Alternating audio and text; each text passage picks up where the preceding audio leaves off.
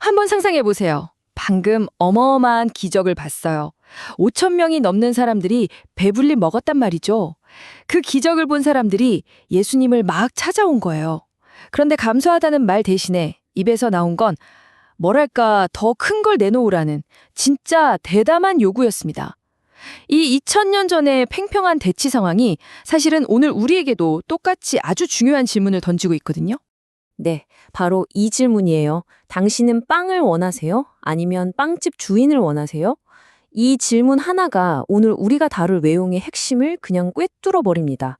왜냐하면 군중은 그야말로 빵 자체에 열광했는데 예수님은 아니, 내가 그 빵을 만드는 빵집 주인, 바로 생명의 근원이야 라고 말씀하고 계셨거든요. 이 간격이 엄청나죠?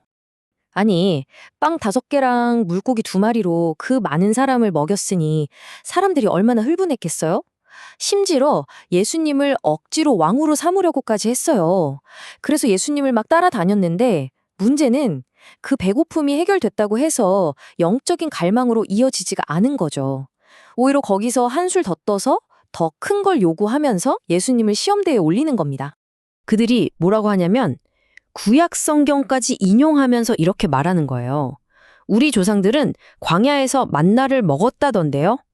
이게 그냥 옛날 이야기 하는 게 아니에요. 이 말 속에는 모세는 이런 엄청난 일을 했는데 당신은 도대체 뭘 더 할 수 있습니까? 라고 묻는 아주 교묘하게 포장된 시험이 숨어 있었던 거죠.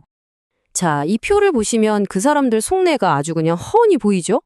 모세는 무려 40년 동안 매일 만나를 줬다는 거예요. 근데 당신은요? 고작 빵 한 끼 줬잖아요. 이런 뉘앙스인 거죠. 이건 그냥 더 달라는 떼쓰기가 아니에요.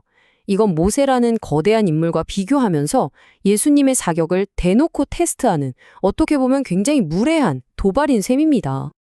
아니 근데 왜 이렇게까지 만나에 집착했을까요?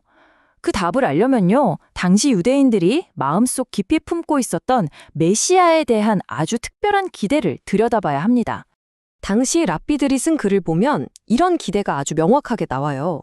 첫 번째 구원자였던 모세가 하늘에서 만나를 내리게 한 것처럼 우리가 기다리는 마지막 구원자, 즉 메시아도 똑같이 만나를 내리게 할 거다. 이런 믿음이 있었던 거예요.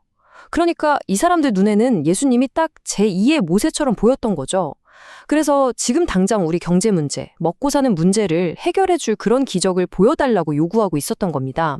그러니까 핵심은 아주 명확해요. 그 사람들이 원했던 건 영원의 구원자 이런 게 아니었어요. 당장 로마에 압제해서 이 지긋지긋한 가난에서 우리를 구해줄 사람, 매일 먹을 빵을 책임져줄 그런 빵의 왕을 원했던 거죠. 이건 영적인 요구가 아니라 아주 현실적이고 정치적이고 경제적인 동기에서 나온 거라는 겁니다. 자, 그럼 이제 예수님께서 이 모든 오해를 어떻게 바로잡으시는지 한번 볼까요? 예수님은 군중이 깔고 있는 그 잘못된 생각, 그 전제 자체를 뒤집어버리는 2가지 결정적인 포인트를 딱 집으면서 반격을 시작하십니다. 예수님의 답변이 진짜 날카롭습니다. 첫째, 만나, 그거 모세가 준 거 아니야? 내 아버지가 주신 거야? 라고 주체부터 딱 바로잡으시고요. 그리고 둘째, 이게 진짜 중요한데 동사의 시제를 확 바꿔버리세요. 군중은 만나를 주셨다. 이미 끝난 과거형 동사 데도켄으로 말했거든요. 근데 예수님은 참떡은 지금도 주고 계신다는 현재 진행형 디도신으로 말씀하시는 거예요. 이게 무슨 뜻이겠어요? 만나는 옛날에 끝난 이벤트지만 진짜 생명의 떡은 바로 지금 이 순간에도 계속해서 주어지고 있다는 거죠. 엄청난 차이입니다. 아마 이 말을 들은 사람들은 머리를 한 대 맞은 것 같은 충격이었을 거예요. 뭐라고? 만나가 진짜 떡이 아니라고? 그럼 진짜 하늘에서 온 떡은 대체 뭔데? 바로 이 질문과 함께 이 대화는 드디어 이 이야기의 가장 중요한 클라이맥스로 향하게 됩니다. 이제 예수님은 더 이상 선물에 대해 말씀하지 않으세요. 자신이 바로 그 선물 자체라는 사실을 드러내십니다.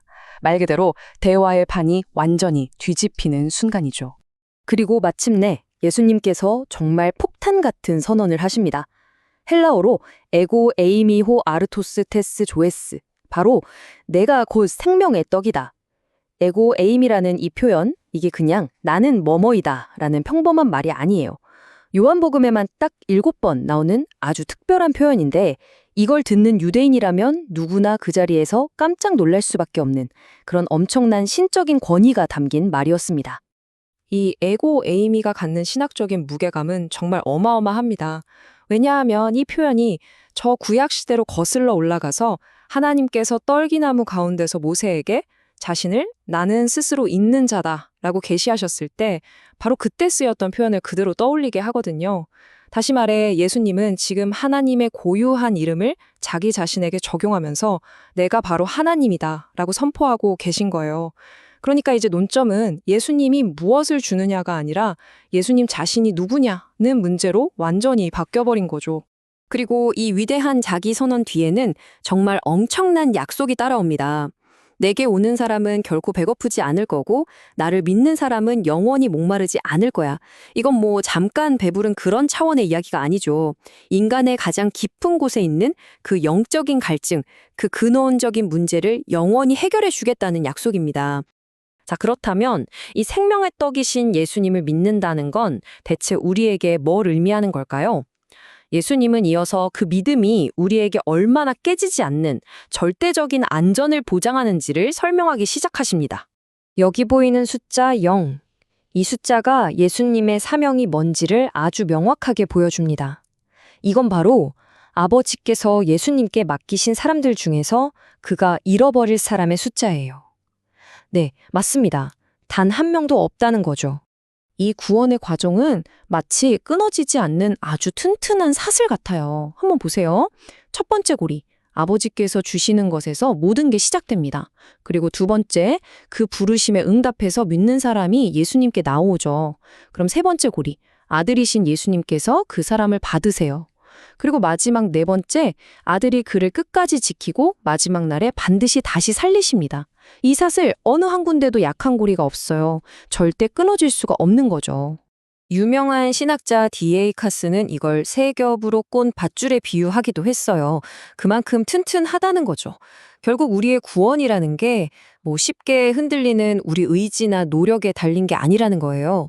시작부터 끝까지 절대 변하지 않는 성부, 성자, 성령, 삼위일체 하나님의 그 강력한 뜻과 능력에 달려있다는 절대적인 보증서나 마찬가지인 셈입니다. 자, 2000년 전 갈릴리 해변에 있던 그 사람들에게 던져졌던 이 질문이 시간을 훌쩍 뛰어넘어서 오늘 바로 우리 각자에게 똑같이 던져지고 있습니다. 우리는 과연 예수님한테서 뭘 찾고 있나요? 그분이 주시는 어떤 선물들인가요? 아니면 그 선물을 주시는 분, 바로 그분 자신인가요?